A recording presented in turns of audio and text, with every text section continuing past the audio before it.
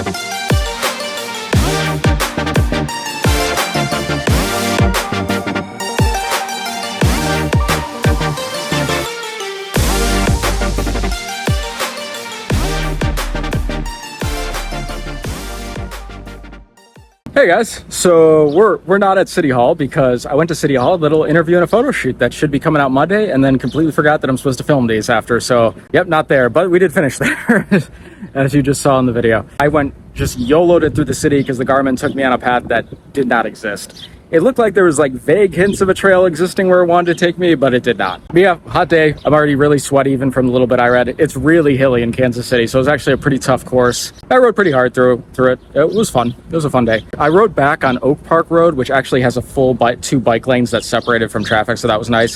Kansas City doesn't have a lot of that. I kind of expect that more in the Midwest. The previous big cities we did were San Francisco, Sacramento. California famously has a lot of bike infrastructure for commuting, and then Salt Lake City and Denver were the other two big cities we've done, and those cities like are famously good for commuter biking and biking around town. So I kind of expect that we already went through the cream of the crop. So this is kind of more what I expect, where I'm kind of dodging traffic when I get to major towns. But yeah, it was cool to ride through a little city riding and up and down hills. Tomorrow we go to Odessa, 40 miles. I expect it to be kind of slow because we're going to hit a lot of stoplights and stuff until we get out. Again, pretty hilly, kind of a pretty tough day. First full day in Missouri. Kansas is over, another state crossed off. Anyway, see you guys tomorrow. Bye. Please like, comment, and subscribe, and check out my socials and the charity links in the comments below. Thanks for watching.